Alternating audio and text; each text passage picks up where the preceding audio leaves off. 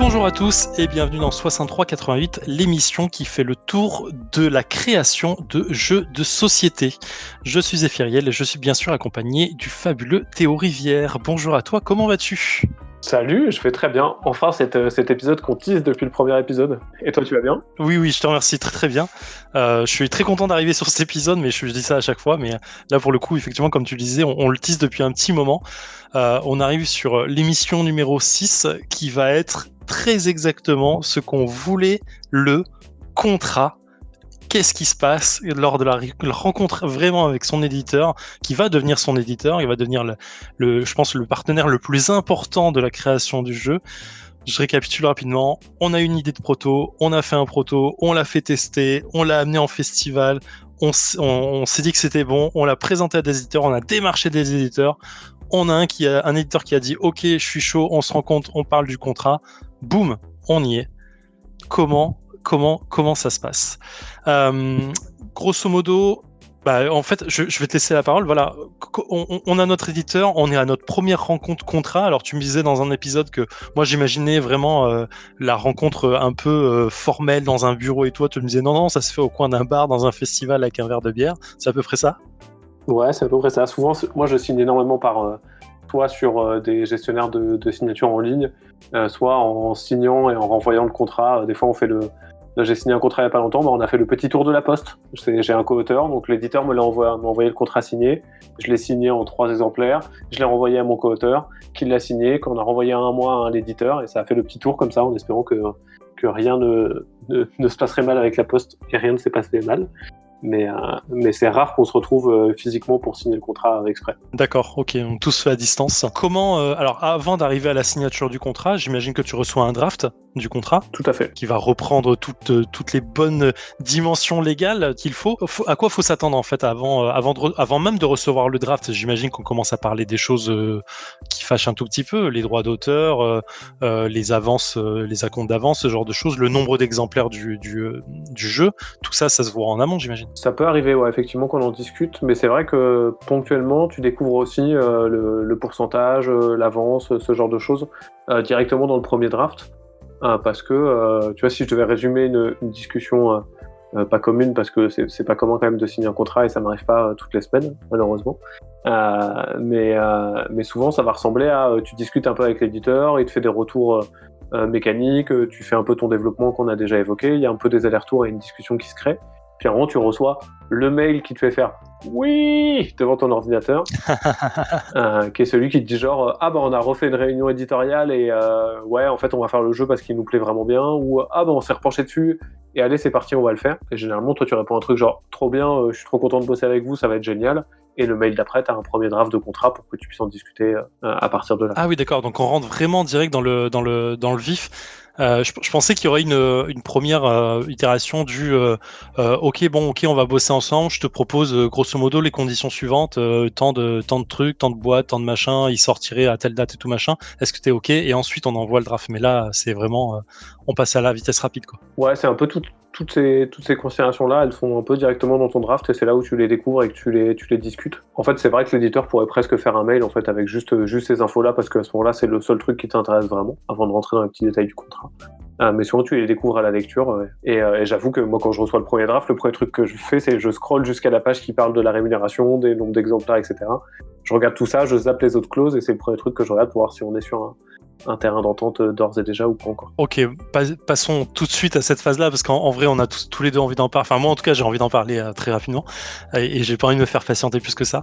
Parlons pourcentage à compte. Donc, pourcentage, j'en parle bien de royalties, ou de royauté, comme tu dis. Ouais. À compte sur paiement, donc l'avance que l'éditeur peut te verser, nombre de boîtes d'exemplaires et éventuellement date de sortie. Allez, balançons des chiffres, comment ça se passe, qu'est-ce qui est la moyenne, à quoi on doit s'attendre, à quoi on doit être, sur quoi on doit être déçu ou justement plutôt surpris. Il y a déjà ce qu'il faut avoir en tête, c'est que maintenant il y a un peu 2 méthodes de calcul qui cohabitent et je vais me baser sur la plus ancienne puisque c'est celle que je maîtrise le mieux puisque c'est celle qui est la plus commune. D'accord. Donc soit généralement on va calculer la somme d'argent que va toucher l'auteur sur le chiffre d'affaires éditeur. C'est-à-dire que la plupart des éditeurs, on l'a évoqué, un distributeur. Si on imagine un grand camembert qui ressemble à un jeu de société, qui est le prix du jeu, Il y a une partie de ce camembert qui va à la boutique, généralement autour de 50% plus les taxes. Et donc, c'est le distributeur qui a vendu la boîte de jeu ce prix-là à la boutique de jeu. Alors, je prends des chiffres qui sont variables, hein, forcément, ça change en fonction des distributeurs, Oui, des bien boutiques, sûr, ouais. pas mal de petites conditions. Faut prendre avec des pincettes, hein, tout est forcément pas parfait à ce niveau-là. Le distributeur, lui, a pris une part de ce prix de vente, généralement autour de 30-35%. Et ensuite reste cette part du camembert, qui est la part qui revient à l'éditeur. L'éditeur, dans cette part, c'est ce que lui il va toucher, et puis il doit payer tous les trucs qu'il doit payer, le coût de fabrication, l'illustrateur, ses employés s'il y en a, lui si jamais il se paye, et l'auteur. Et donc la première méthode de calcul, c'est on prend cette part du camembert qui reste, et nous on en touche un pourcentage qui est généralement de l'ordre de 8%. Ce qui est haut, je trouve, enfin, je m'en rends pas compte. En fait, j'ai l'impression de dire c'est haut, mais ça me paraît peu en même temps, quoi. C'est moins que le monde du livre, par exemple, où généralement on est plutôt sur des chiffres entre 8 et 10% du deuxième méthode de calcul, que je reviens juste après. Et il faut avoir en tête que ce chiffre, il est aussi assez variable. Pareil, je vous expliquerai juste après comment il varie et comment on peut le faire varier. Mais 8% est un peu la moyenne. Moi, j'ai entendu parler de contrats qui descendaient jusqu'à quelque chose comme 4, et spoiler alerte, ne les signez pas, et des contrats qui peuvent monter jusqu'à quelque chose comme 14, spoiler alerte, signez-les si jamais l'éditeur est fiable, parce que c'est vraiment des cool contrats.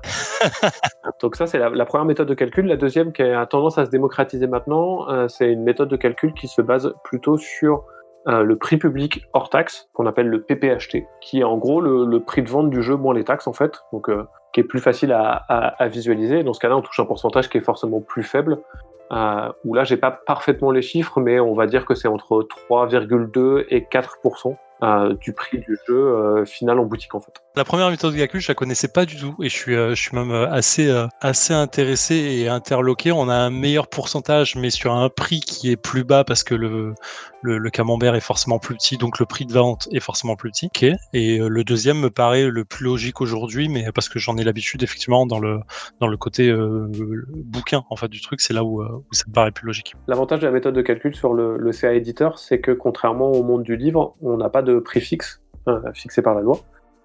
Et donc, le prix public hors taxe, c'est difficile de toujours bien le définir, de bien le calculer, alors que le chiffre d'affaires éditeur, c'est de l'argent que l'éditeur va recevoir. Et donc, pour lui, c'est très facile de se dire, j'ai gagné tant, je dois verser 8 ou 10% à l'auteur. Ok, mon calcul, il est fait très très rapidement. En fait. C'est aussi plus facile pour l'international, pour le coup, parce que l'international, il n'y a pas les mêmes marges, c'est pas la même gestion, c'est pas toujours facile.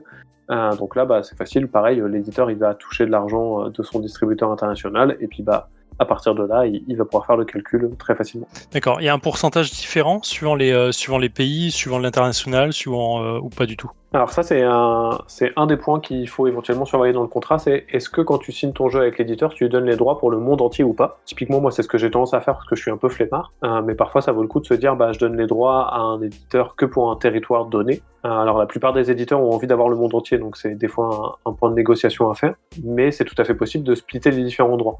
Dans le cas où c'est pas fait, généralement, tu as les mêmes droits en fonction que ça soit ta boîte, elle soit vendue par leur distributeur italien ou leur distributeur français. Ou un autre pays, je parle de l'Italie et de la France au hasard, mais dans n'importe quel autre pays du monde. Il y a une toute petite distinction qui existe, c'est ponctuellement, et ça doit paraître contractuellement, mais c'est presque déjà un peu trop compliqué. Vous prenez pas la tête si vous signez votre premier jeu à regarder cette question-là. Mais il y a la question de la licence, et donc un éditeur peut céder une licence à un autre éditeur pour sortir le jeu dans un pays où généralement c'est moins facile de trouver un partenaire.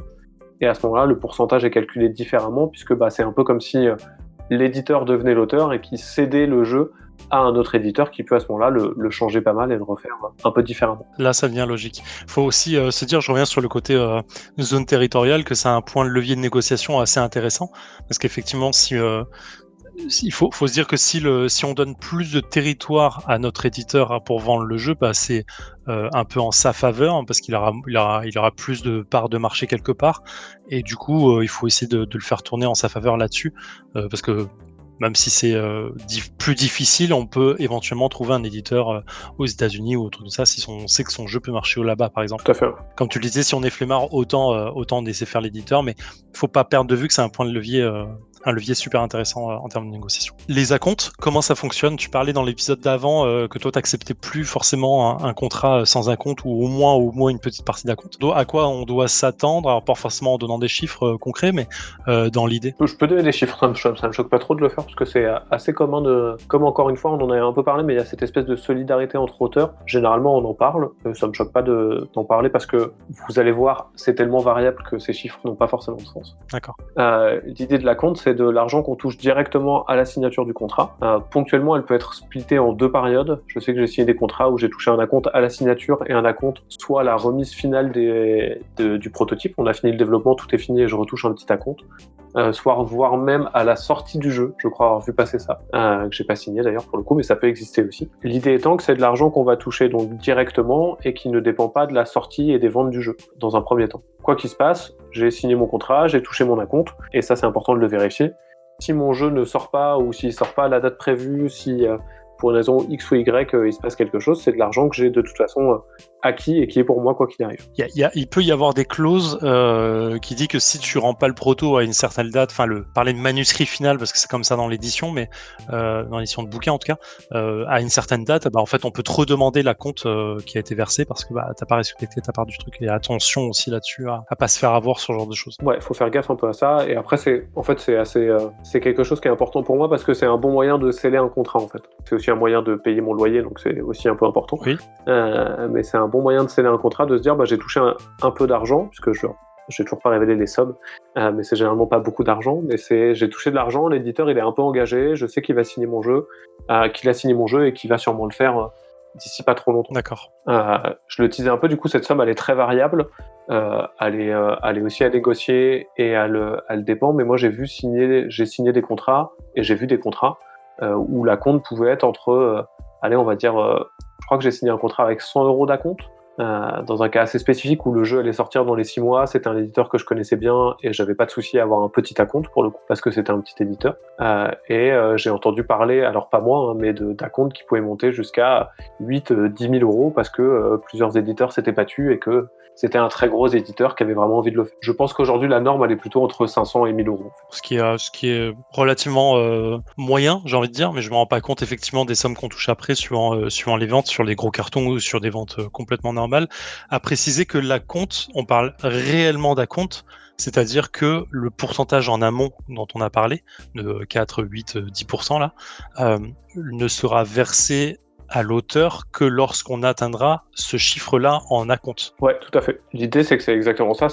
J'ai touché 1000 € d'acompte, je reçois mon premier relevé qui me dit que l'éditeur me doit 2227 € et 33 centimes. Je vais toucher que 1027 € et 33 centimes puisque j'ai déjà 1000 € qui m'a été versé. Voilà. Donc si les chiffres de vente n'atteignent absolument pas ce qu'on attendait, en fait, on peut toujours courir après le reste si besoin. Et au contraire, si ça explose, on aura vite oublié que l'acompte était soustrait des ventes. En parlant des ventes et du nombre de ventes, sur quoi on doit s'attendre? Je me rends pas très compte du nombre d'exemplaires qui est prévu et qu'est-ce qui est bien. Enfin, qu'est-ce qui est un chiffre où tu te dis waouh, ok, l'éditeur met le paquet, ou non, attends, là tu déconnes, j'ai envie de voir mon jeu plus distribué que ça.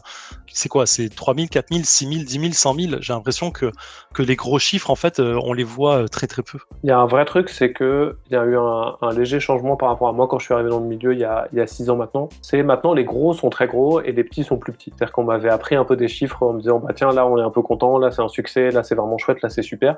Mais en fait les gros éditeurs vont maintenant faire des tirages tels que ça fausse un peu la donne. Donc on va rester sur l'idée, c'est que c'est des éditeurs un peu dans la moyenne pour lesquels je vais évoquer ces chiffres-là. Mais généralement, on va avoir un premier tirage pour un jeu pour le marché français qui va être entre 3 et 5 000 boîtes à peu près. D'accord. Français francophone, disons. Ouais, francophone, ouais, pardon, pour les Belges avec qui j'habite d'ailleurs, et pour éventuellement les Canadiens, même si les Canadiens c'est encore un peu plus bizarre, et pour les Suisses qu'on oublie bien trop souvent. Généralement, quand il y a un retirage, c'est déjà une assez belle preuve de succès. On n'est pas encore on fait péter le champagne et c'est la grosse stuff, mais si un jeu atteint 20 000 boîtes, c'est déjà vraiment, tout le monde est content, tout le monde est satisfait, c'est vraiment pas mal, quoi. On peut parler d'un beau succès à partir du moment où on dépasse les 50 000 boîtes, je pense. Moi, à 50 000 boîtes, je suis déjà vraiment refait et je me dis cool, ce jeu il a fonctionné de ouf. Des jeux qui dépassent 100 000 exemplaires, c'est vraiment très rare et c'est des beaux succès. C'est des très beaux succès, même ça arrive peu dans la carrière d'un auteur. Et au-delà de tout ça, après c'est le festival, quoi. Mais sur les grosses ventes, je pense que Dixit, ils doivent être à, si je dis pas de bêtises, 5 ou 6 millions maintenant d'exemplaires vendus au total dans le monde cette fois-ci. Et si moi j'ai un tableau récapitulatif de mes chiffres, ma plus belle vente, si je la regarde, en dehors de Kaedama, donc je vais exclure Draftosaurus pour lequel j'ai pas tous les chiffres et qui doit être mon plus gros succès, c'est Sticky Chameleon chez Yellow, et on doit atteindre les 60 000 boîtes, tu vois, pour le coup. D'accord, ce qui est assez impressionnant déjà. Pour un petit jeu, enfin un petit jeu, pas de péjoratif là-dedans, quoi. Ouais, t'inquiète, et qui est considéré chez Yellow comme étant un beau succès, tout le monde est content, on est vraiment satisfait.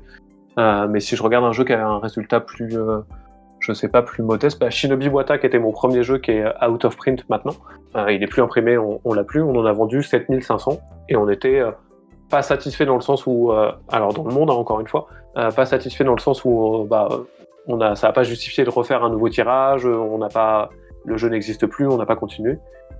Mais satisfait dans le sens, ok, on a vendu tout ce qu'on a produit, personne n'a perdu d'argent, et c'était pas mal. Oui, c'est ça qui est aussi difficile en tant qu'éditeur, c'est de se dire, ok, je vais m'engager sur un X boîte, disons 10 000. Je sais que si j'en vends pas au moins tant, je vais pas déjà rentrer dans mes frais et ce sera une vraie perte financière derrière. Et c'est là où on se rend pas compte du boulot de l'éditeur et du risque entre guillemets qui est pris de son côté sur ce genre de choses. Tout à fait.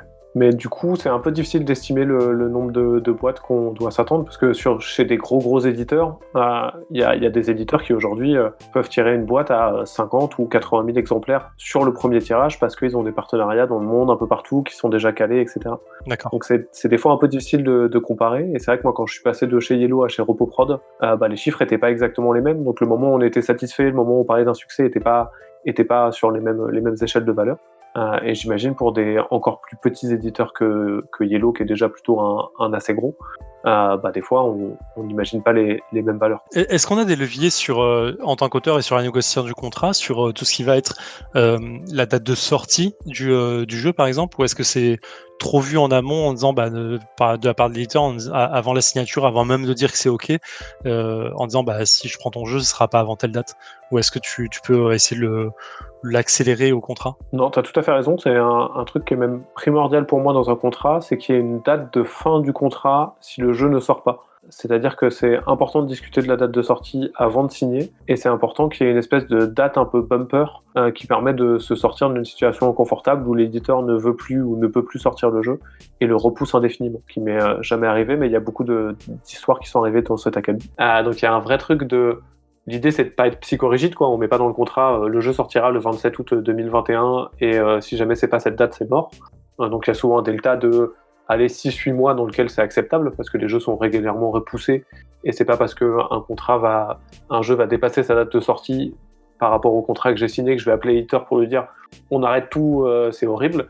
Parce que souvent le jeu il est en cours, mais ça permet vraiment d'avoir un bon aperçu du moment de la sortie, que ça engage encore une fois un peu l'éditeur à ce qu'il avance sur le jeu, et d'avoir une porte de sortie si jamais la situation se passe pas bien. D'accord. Il y a des possibilités de rachat de contrat de la part d'un autre éditeur. Imaginons que tu signes avec X aujourd'hui, un an après, le jeu, tu vois, qui prend du retard et ainsi de suite, et t'es contacté par un autre éditeur qui dit moi je peux le sortir plus rapidement.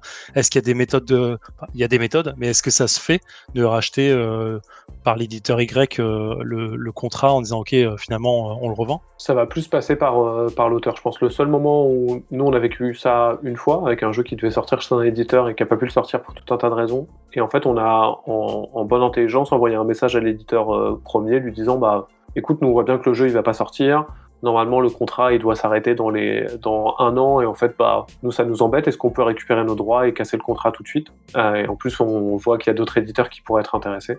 L'éditeur était très chouette, donc on a récupéré nos droits sans aucun souci, et puis on a pu signer chez quelqu'un d'autre vraiment sans aucun problème, quoi. Le milieu reste assez à l'écoute et assez sympathique sur ces questions-là aussi. Je reviens un petit peu sur ce que tu disais justement sur la date bumper et le fait de se sentir bloqué avec un éditeur. Effectivement, moi j'ai des exemples, alors sans citer parce que c'est toujours un peu délicat, mais effectivement j'ai des exemples d'auteurs qui se retrouvent parfois bloqués avec un éditeur, qui sont dans une situation financière qui est un peu délicate. Tu vois, on en revient à l'épisode d'avant où on disait regarder un peu la santé financière de l'éditeur. Ouais. Et en fait, du coup, il se retrouve bloqué avec lui. Alors, est-ce qu'il veut sortir ou pas? Est-ce qu'il y a un côté humain qui permet de continuer ou pas? Je sais pas, et c'est pas la question. Mais effectivement, voilà, faire attention à pas se retrouver bloqué ou dans une situation qui se mettrait délicate et qui signerait un peu la mort du jeu, parce que mine de rien, si le jeu sort pas parce que l'éditeur n'en veut plus, hein, pour X, Y raison, il voit que finalement ça va plus marcher, il y a un concurrent qui a sorti quelque chose au mauvais moment ou n'importe quoi, et du coup il le garde dans sa besace avec les droits, et puis le contrat n'a pas de sortie ou trop loin, il faut effectivement trouver un atout juridique là-dedans, et c'est parfois un peu trop délicat. Là, c'est quelque chose d'ailleurs qui me fait rebondir sur un truc auquel on pense pas, et promis, ça arrive pas tant que ça, et quand on signe un contrat, il faut le fêter et c'est très chouette. Mais parfois, il y a des contrats qui sont rompus aussi du côté éditeur parce que ils ont plus envie de le faire, parce qu'ils ont digéré le jeu, parce qu'il y avait du développement à faire et que ils pensaient trouver des solutions mais ils en trouvent pas et donc ils se retrouvent bloqués parce que effectivement un jeu est sorti, ressemble un peu chez la concurrence et donc c'est pas possible. Et donc tu peux te retrouver à avoir signé un jeu depuis 1 an, le jeu devrait sortir, t'es tout content et puis l'éditeur il t'appelle un peu gêné pour te dire désolé, en fait, on va pas faire ton jeu et on te rend tes droits, et le contrat, il est rompu, et il faut reprendre les démarches, ce qui est clairement pas loin d'être le pire moment pour un auteur de jeu, je pense. Oui, clairement, ouais. Après, faut pas comme tu disais, j'imagine pas que ça arrive trop souvent non plus, mais bon, ça permet... Encore une fois, si on arrive à signer chez un éditeur, et même si on a cette mauvaise nouvelle plus tard, ça veut dire que le jeu intéressait quelqu'un à un moment, donc ça permet d'un peu de rebondir au mieux, quoi. Exactement. Est-ce qu'on peut intégrer dans le contrat, ou est-ce que tu l'as déjà vu, des milestones de production en disant ok, on signe, on sait que le jeu doit sortir dans 1 an tout pile, ça voudra dire que dans 8 mois on doit être à ce moment-là de la prod. Est-ce que en tant qu'auteur on a ces leviers là, ou est-ce que c'est pas prévu du tout et là, ça c'est l'éditeur qui s'en occupe et on peut rien faire? Moi, je l'ai jamais vu contractuellement, mais par contre, j'en ai souvent parlé avec les éditeurs. C'est-à-dire, ok, d'accord, ton objectif c'est de le sortir à telle date. C'est quand le moment où on arrête de faire du développement parce que c'est bon. C'est quand le moment où tu trouves un illustrateur et nous on commence à valider des choses pour que les fichiers commencent à avancer et qu'on voit passer des choses. Et ça revient un peu aussi sur moi, j'aime bien être impliqué dans ce genre de choses et je cherche à travailler avec des éditeurs qui m'impliquent un peu dans ce genre de choses. Et pour l'instant, j'ai pas eu de problème. Tous les gens avec qui j'ai bossé, si je posais des questions, on me répondait. Mais ça fait partie des choses auxquelles il faut un peu réfléchir aussi au moment où on signe avec un éditeur. Je pense qu'on verra plus ça dans le prochain épisode sur la collaboration éditeur-auteur, parce qu'on a pas mal de choses à dire là-dessus. Mais effectivement, savoir à quel point l'auteur est impliqué dans la production pure et dure, c'est intéressant à se noter ça. Je te coupe juste un peu parce que ça m'invoque l'idée de milestone, m'évoque un truc que j'ai pas évoqué, mais on signe aussi régulièrement des jeux avec des droits d'auteur qui sont évolutifs. C'est-à-dire qu'on va toucher un pourcentage qui sera pas le même en fonction du nombre de ventes des jeux. C'est un bon moyen et c'est un bon vecteur de négociation quand un éditeur ne peut pas ou ne veut pas donner un pourcentage plus important dès le départ. De se dire, ok, il n'y a pas de souci, on signe pas à 8% parce que 8% c'est trop pour toi et tu voudrais signer plutôt à 7. Mais dans ce cas-là, on signe à 7, mais dès qu'on a dépassé 20 000 boîtes, je passerai à 8, et dès qu'on aura passé 50 000 boîtes, je passerai à 9 ou à 10%. Et avoir un pourcentage évolutif, c'est vraiment moi quelque chose que j'essaye d'avoir le plus possible, parce qu'il y a un aspect, si le gâteau devient un peu plus gros que prévu, on se le partagera un peu, il y aura une plus grosse part pour moi et je serai content. Et le partage sera un peu réfléchi. Et aussi être dans une logique de quand un jeu arrive à un certain nombre d'exemplaires, une partie de ses coûts, notamment d'illustration et de recherche et de développement sur le matériel, ont déjà été un peu absorbés. Et donc, c'est assez logique qu'il y ait moins de coûts pour l'éditeur et donc que l'auteur ait à ce moment-là un petit boost au niveau de ses droits. Oui, complètement. Comment ça se passe au niveau co-autorat? C'est-à-dire pour le pourcentage, justement, est-ce qu'il y a un split sur le contrat? Est-ce qu'il y a c'est chacun son pourcentage et puis basta? Est-ce qu'il y a une petite baisse du niveau du droit d'auteur? Non, généralement c'est la même chose. Avec parfois les éditeurs font 2 ou plus contrats séparés. Donc au lieu de signer un contrat qui dit je suis à 8%, en fait je signe un contrat à 4 et mon co-auteur ou ma co-autrice signe un contrat à 4. Soit c'est un même contrat qui indique à un moment que les droits d'auteur seront répartis à 50-50 entre les différents, ou à une autre clé de pourcentage si on est plus. entre les différents auteurs et autrices du jeu. D'accord, donc effectivement ça peut être intéressant, ça peut poser la question du co-autorat ou pas, à la base quand tu crées ton proto, quand tu te dis est-ce que je peux faire aider ou est-ce que machin, pas du tout. Ce qui est net, c'est que ça divise l'argent que tu vas gagner sur un jeu si t'es plus à bosser dessus. Typiquement, je prends l'exemple de Super Cats qu'on a fait avec Gregame, où on est 5 auteurs. À la fin, on a un pourcentage sur une boîte qui est pas très grosse, qui est assez rikiki parce que on est 5 auteurs, donc ce qu'on gagne sur chacune des boîtes, déjà c'est pas une somme qui est importante, même si Gregame c'est plutôt un éditeur vraiment faire sur ses contrats, et donc on a plutôt un chouette contrat. Mais divisé par 5, ça fait vraiment pas un gros pourcentage. Si la finalité d'un jeu c'est de gagner plein d'argent, et vraiment, faites pas des jeux si votre finalité c'est de gagner plein d'argent parce que ça marche pas très bien. C'est mieux de le faire tout seul que de le faire en co-autorat, c'est certain. Dernière question, avant d'arriver sur déjà la fin de l'émission. Est-ce qu'il y a des clauses pièges, des trucs sur lesquels il faut vraiment faire attention en se disant attention, là, c'est complètement une cession de droit ad vitam aeternam. Est-ce qu'il y a des choses sur lesquelles il faut vraiment fixer son intention avant de signer et en tant que nouvel auteur? Moi, les choses auxquelles je fais vraiment gaffe, du coup, je vais répéter un peu des choses, mais comme ça, vous avez un peu toute la to-do list, toute checklist à ce moment-là. C'est le pourcentage, qui est un élément qui est vraiment essentiel, l'avance sur royauté.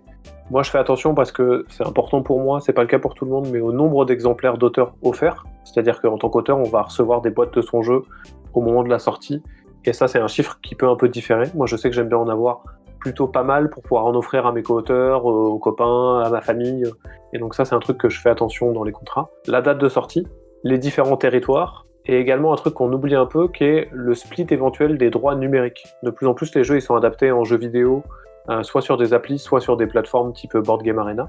Et ça, moi, je fais partie des auteurs qui l'ont vraiment pas bien fait pendant tout un temps, et j'essaye de faire plus attention maintenant. Normalement, mon conseil serait ne signez pas les droits numériques tout de suite avec l'éditeur, et si jamais le moment où ça doit arriver, ça fera l'objet d'un contrat à part. Parce qu'on ne sait pas à quoi ressemblera le jeu à ce moment-là, on ne sait pas comment auront évolué les choses, et donc c'est mieux de se dire, tiens, on signe pas tout de suite l'adaptation numérique parce que pour l'instant elle va pas exister de toute façon, c'est, j'allais dire rare, mais c'est pratiquement improbable, voire impossible qu'un jeu sorte et qu'en même temps il y ait tout de suite une adaptation numérique.